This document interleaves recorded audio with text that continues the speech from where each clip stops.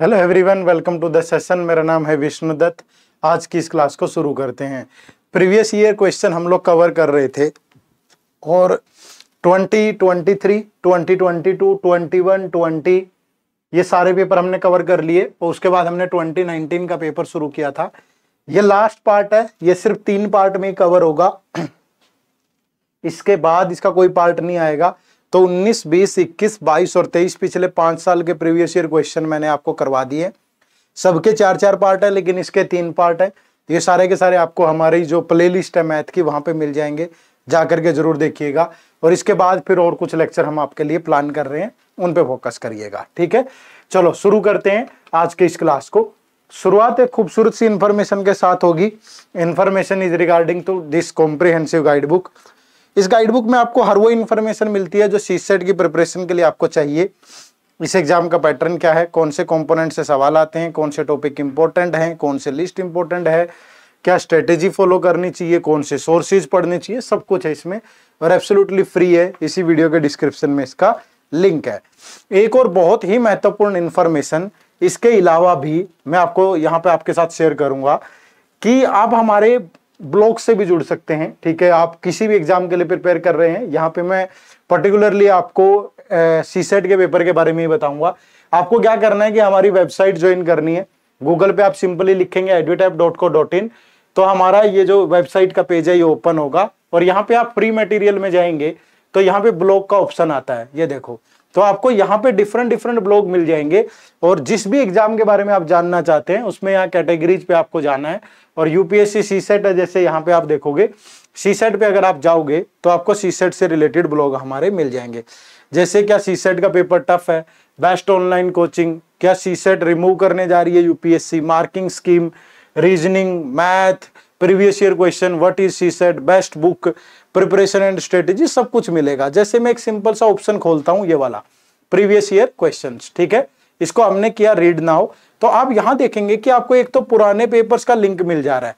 2023 का पेपर यहां से फाइल डाउनलोड कर सकते हो और फिर उनकी आंसर की भी 22, 21, 20, 19 और उसके बाद फिर आप पूरा पढ़ सकते हो क्या सीसेट के पेपर का एग्जाम पैटर्न है, कितने क्वेश्चन आते हैं, क्या सिलेबस है। ठीक है, सिलेबस के अंदर फिर कौन से टॉपिक आते हैं, मतलब पूरी डिटेल मिलेगी आपको बहुत अच्छे से। एनालिसिस पिछले साल का, किस साल किस सब्जेक्ट से कितने सवाल आए, ये सब कुछ आपको मिलेगा। मतलब किस टॉपिक से कितने क्वेश्चन आए हैं, मतलब पूरा आपको मजा आ जाएगा इसको पढ़ करके। तो इसको जरूर पढ़ना है आपने, ठीक है भाई। तो इनको जब आप पढ़ोगे तो आपको बेहतर फील होगा। और इसके अलावा भी हमारे जो ब्लॉग्स हैं वो रिलेटेड टू जैसे एग्जाम की इंफॉर्मेशन है, जॉब प्रोफाइल है, स्ट्रेटेजी है, सक्सेस स्टोरी है, कोर्सेज है, इनके बारे में भी आप पढ़ सकते हो। तो इनको आप जरूर पढ़िएगा, ये आपके लिए बहुत मजेदार चीज होगी, मजा आएगा आपको पढ़ के। ठीक है भाई, तो सिंपली हमारी जो वेबसाइट है वो आपको ज्वाइन करनी है। ठीक है, चलो अब पहला सवाल आज की क्लास का क्या है। Rakesh had money to buy 8 mobile handsets of a specific company but the retailer offered very good discount on that particular handset. Rakesh could buy 10 mobile handsets with the amount he had. तो what was the discount the retailer offered? अब देखो राकेश के पास suppose 80 रुपए हैं, ठीक है, या कुछ भी मान लो कि अब मैं दुकानदार हूं, दुकानदार के नजरिए से देखते हैं भाई। ये 8 हैंडसेट हैं, इनका जो एमआरपी है, ठीक है, एमआरपी लगाएंगे ना कि अगर कोई भी डिस्काउंट नहीं देता तो एमआरपी पे ही खरीदता होगा कि उसके पास इतना पैसा है कि वो 8 हैंडसेट खरीद सकता है, लेकिन वो एमआरपी पे ही खरीद सकता है। बट इतने ही पैसे में उसने 10 खरीद लिए, मतलब जिसने बेचे हैं उसके लिए तो वो सेलिंग प्राइस होगा। तो मैं बोल सकता हूं कि 8 हैंडसेट का एमआरपी 10 के सेलिंग प्राइस के बराबर है यहाँ पे, क्योंकि उतने ही पैसे में वो, अगर मैं कहूं कि 80 रुपए है तो 8 खरीद सकता है, तो एक हैंडसेट कितने का, 10 रुपए का। ठीक है, अब अगर वो उसी 80 रुपए में 10 खरीद रहा है तो एक हैंडसेट कितने का, 8 रुपए का। तो 10 रुपए की चीज 8 रुपए में मिल गई उसे, तो डिस्काउंट कितना, 2 रुपए का। तो 2/10 गुना 100, तो 0 से 0 कट जाएगा, तो उसका जो डिस्काउंट परसेंट है दैट इज 20%। ठीक है भाई, या यहां से देख लो एमआरपी और सेलिंग प्राइस में जो रेशियो आएगा दैट इज 10/8। तो एमआरपी अगर 10 है तो सेलिंग प्राइस 8 है, तो डिस्काउंट कितने का, 2 का। डिस्काउंट एमआरपी पे ही दिया जाता है, इंटू 100 करोगे तो दैट इज इक्वल टू 20%। ठीक है, और आप इसे बहुत आराम से सोल्व कर सकते हैं। बात समझ पाए भाई सारे। चलो नेक्स्ट दूसरा क्वेश्चन देखो, question number 2। Rakesh and Rajesh together boat 10 balls and 10 racket. ठीक है, राकेश है और राजेश है, दोनों ने मिल करके कितनी 10 बॉल और 10 रैकेट्स खरीदे भाई, 10 बॉल और 10 रैकेट खरीदे। ठीक है, अब वो क्या कह रहा है कि राकेश स्पेंड 1300, राकेश ने कितना पैसा खर्च किया 1300, राजेश ने कितना किया 1500। ठीक है भाई, if each racket cost 3 time as ball does then what is the price of racket. अगर बॉल का प्राइस x है, एक बॉल का प्राइस x है, तो 10 बॉल का प्राइस 10x होगा। अब जो रैकेट का प्राइस है वो इसका 3 गुना है बॉल का, अगर एक बॉल का प्राइस x है तो रैकेट का 3x होगा, तो ये 30x हो गया भाई। ठीक है, तो ये हो गया टोटल 40x, तो 40x की वैल्यू 2800 है, तो x की वैल्यू कितनी होगी, 40 से जाएगा 70, तो एक रैकेट कितने का है 3x, तो 3 × 70 तो 210 हो गया। ठीक है, तो ऑप्शन नंबर जो सी होगा वो आपके सवाल का बिल्कुल सही जवाब होगा। ठीक है, option number C is the right answer. Clear है सबको भाई? चलो आगे बढ़े, नेक्स्ट क्वेश्चन नंबर 3 देखिए क्या है। Raju has ₹9,000 with him and he wants to buy a mobile handset, but he find that he has only 75% of the amount required to buy the handset. Therefore he borrows 2,000 from a friend. Then अब देखो राजू के पास सिर्फ 9,000 रुपए हैं, लेकिन जितने में वो हैंडसेट आता है उसका ये सिर्फ 75% है। तो अगर मैं देखूं कि वो हैंडसेट कितने का आता होगा, तो कंप्लीट तो वैल्यू 100% ही होती है भाई। ठीक है, तो यानी कि 100% अगर इसका लें तो 9,000 बाय 75 × 100 करोगे, तो ये 25 से गया 3, ये 4, 3 से गया 3000, तो मतलब हैंडसेट की जो वैल्यू है वो 12,000 है भाई। हैंडसेट इतने का है और राजू के पास सिर्फ 9,000 है और 2,000 उसने दोस्त से उधार ले लिए, तो राजू के पास अभी कितने पैसे हैं 11,000, पर हैंडसेट तो 12,000 का आएगा। तो पहली स्टेटमेंट क्या है, Raju still does not have enough money to buy the handset, यही बिल्कुल करेक्ट है। उसके पास अब भी उतना पैसा नहीं है जितना खरीदने के लिए चाहिए तो 12,000 पर है 11,000। ठीक है भाई, चलो नेक्स्ट क्वेश्चन, क्वेश्चन नंबर 4 देखो। The ratio of a 2 digit natural number to a number formed by reversing its digit is 4/7 या 4:7। The number of such pairs is, तो ऐसे कितने पेयर जो हैं वो पॉसिबल है ये हमें बताना है। अब देखो एक 2 डिजिट का नंबर अगर XY है तो डिजिट्स को रिवर्स करोगे तो YX हो जाएगा। इनमें जो रेशियो है दैट इज 4:7। एक 2 डिजिट के नंबर को क्या लिख सकते हैं 10x + y, क्योंकि ये जो डिजिट होती है ये मल्टीपल ऑफ 1 होती है, ये डिजिट होती है मल्टीपल ऑफ 10, और आगे वाली डिजिट होती है 100th प्लेस पे तो वो मल्टीपल ऑफ 100 होती, 1000 वाली मल्टीपल ऑफ 1000 होगी, ऐसे ही होगा। ठीक है भाई, तो ये 10x + y और ये 10y + x। ठीक है, और ये जो रेशियो है दैट इज 4/7। क्रॉस मल्टीप्लाई करोगे तो 70x + 7y that is equal to 40y + 4x। ठीक है, ये इधर आके माइनस होगा 4x तो 68x, और ये y उधर जाके माइनस होगा तो 33y। ठीक है, गड़बड़ तो नहीं कर दी ना कहीं। 10x + y ये 10y + x, तो ये 40y 4x, तो 7x इधर आके माइनस होगा तो ये 66x होगा भाई। ठीक है, तो x/y कितना बचेगा 33/66 बचेगा, यानी कि 1/2। तो x और y 1:2 में होनी चाहिए, 1:2 में। ठीक है भाई, कब कब पॉसिबल है ये, एक तो यही पॉसिबल है जब ये 1 हो, ये 2 हो, ये 2 हो, ये 4 हो, ये 3 हो, ये 6 हो, ये 4 हो, ये 8 हो, ये 5 हो, ये 10 हो, पर 10 नहीं हो सकता क्योंकि सिंगल डिजिट है। तो 1 2 3 4 4 ही पेयर पॉसिबल है, तो जो राइट आंसर होगा वो ऑप्शन नंबर बी होगा। ठीक है, option number B is the right answer. समझ पा रहे हो कि नहीं? चलो आगे बढ़ते हैं, अगला सवाल देखो, क्वेश्चन नंबर 5 क्या है। If x is greater than और इक्वल टू 25, x जो है या तो ग्रेटर है या इक्वल है 25 के। ठीक है, x इज ग्रेटर देन और equal to 25 and y is less than और इक्वल टू 40, जो y है वो लेस देन इक्वल टू 40 है, then which one of the following is always correct. x जो है या तो बड़ा है 25 से या x जो है वो बराबर है 25 के। यहां से बात करूं तो y या तो 40 से छोटा है या y जो है वो इक्वल टू 40 है। y इज लेस देन और इक्वल टू 40। ठीक है, अब पहली स्टेटमेंट क्या है, x is greater then y। क्या x ग्रेटर है y से? ठीक है, क्या x ग्रेटर है y से? तो x जो है वो 25 से ग्रेटर है।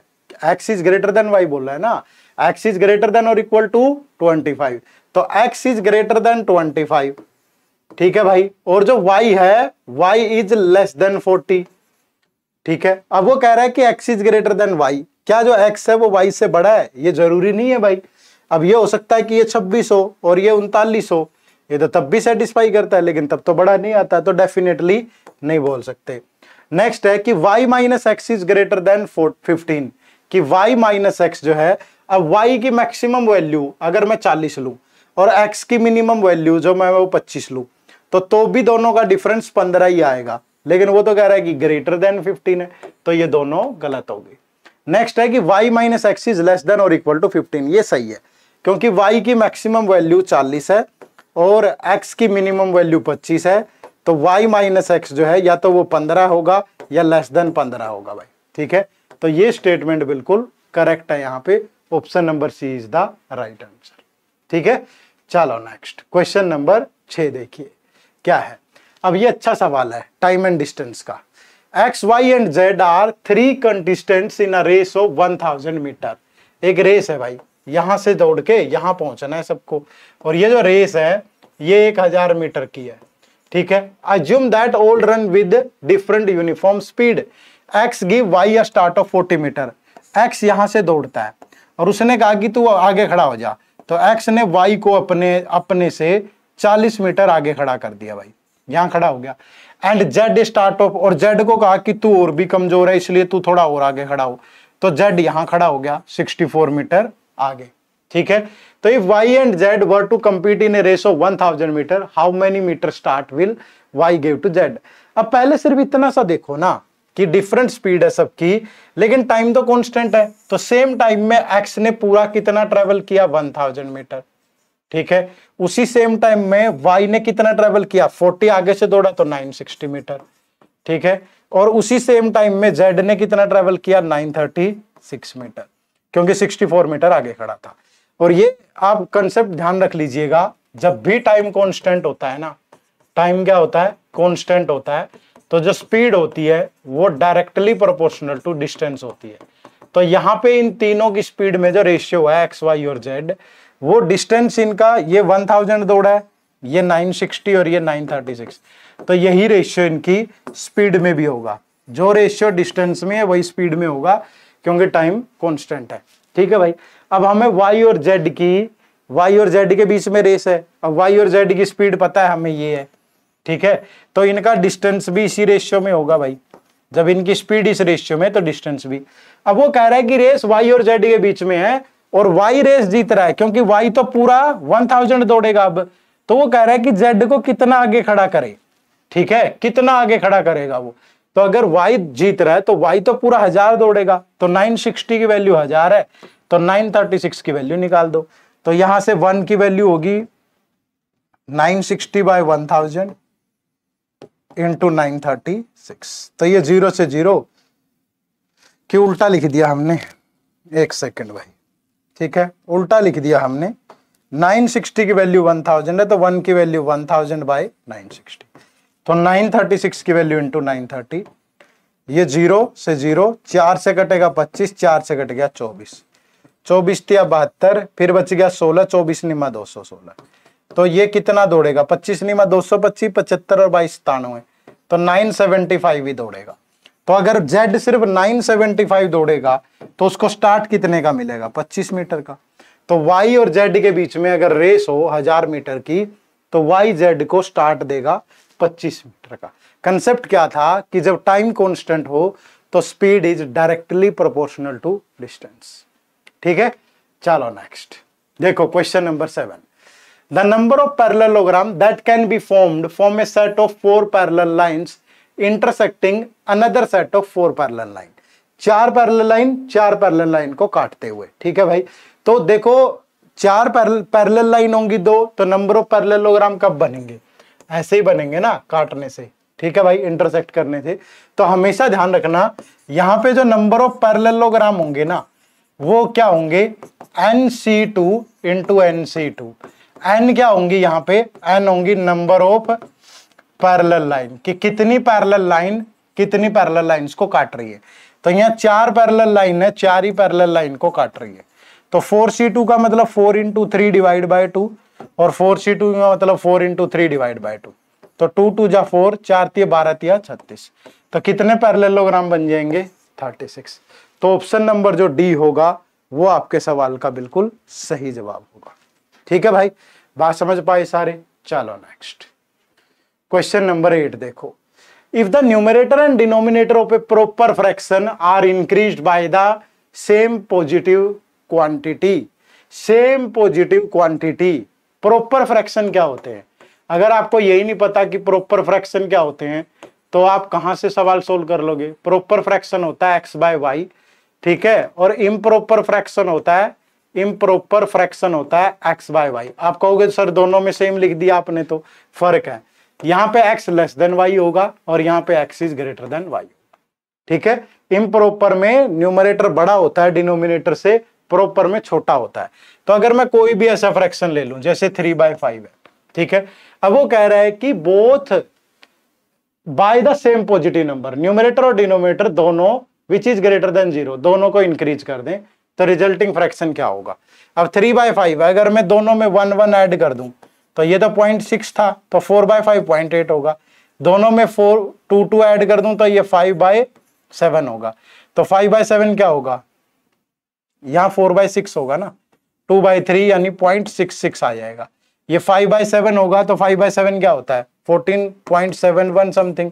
तो हर बार बढ़ता चलेगा ये, ठीक है, always greater than the original fraction. आप कभी भी ऐड करके देख लो, जितना जितना ऐड करते जाओगे ये हमेशा इंक्रीज होता चलेगा, नीचे नहीं जाएगा, कभी भी ऊपर जाएगा। ठीक है भाई, चलो लास्ट क्वेश्चन देखो, question number 9। In A group of 15 people, ऐसे सवाल मैंने आपको बहुत करवाए हैं, तो मैं चाहता हूं कि एक सवाल आप भी सोल्व करें। ठीक है, मैंने बहुत दिन से होमवर्क नहीं दिया आपको प्रीवियस ईयर क्वेश्चन में, आंसर मैं बता देता हूं, आंसर ऑप्शन नंबर बी होगा, बट सोल्व आपको करना है। ठीक है, ये आपके लिए होमवर्क है। ठीक है भाई, चलो आप हमारे कोर्सेज से भी जुड़ सकते हैं। हमने 2025 के लिए हमारा सीसेट का मास्टर कोर्स लॉन्च कर दिया है, जिसमें हम आपको 100 घंटे की क्लास दे रहे हैं। जो क्लासेज हैं वो बिल्कुल बेसिक से यूपीएससी लेवल की हैं। इसमें टेस्ट सीरीज भी है, चाहे सेक्शनल टेस्ट हैं, फुल लेंथ टेस्ट हैं, टॉपिक वाइज हैं, वीकली लाइड आउट सेशन है, लाइव रिवीजन क्लासेज हैं, सब कुछ आपको इसमें मिलता है। ठीक है, और ये फैकल्टी है इस बैच की, इसी वीडियो के डिस्क्रिप्शन में इसका लिंक है, जाओ जाकर के ज्वाइन करो। डेमो जरूर लगा लेना पहले, ताकि आपको सेटिस्फेक्शन मिल जाए। हमारी टीम मेहनत करने के लिए तैयार है, आप भी तैयार हैं, तो इस कोर्स से जरूर जुड़िएगा। ठीक है, चलो तो ये प्रीवियस ईयर वाला काम खत्म करते हैं। अभी 5 साल के बोला था आपने, मैंने 5 साल के प्रीवियस ईयर 19 20 21 22 23 खत्म कर दिए। सारे प्लेलिस्ट मैथ की प्लेलिस्ट में अवेलेबल है, जाके देख लेना। ठीक है, एक बहुत बड़ी अनाउंसमेंट आप लोगों के लिए बहुत जल्दी आने वाली है, उसके लिए आप हमारे चैनल को सब्सक्राइब कर लो और वेट करो। ठीक है, बहुत जल्दी आपको एक बड़ी खुशखबरी मिलेगी, हम बहुत कुछ करने वाले हैं। ठीक है भाई, ठीक है, बहुत कुछ करने का मतलब कोई ऐसा कोई वो नहीं है, पढ़ने के नजरिए से यहाँ पे आपको थोड़ा और कुछ देखने को मिलेगा, एक नई सीरीज, एक नया कुछ 2024 के लिए, उसका इंतजार करिए। ठीक है, चलो bye bye, take care, thank you very much, Jai Hind, जय भारत।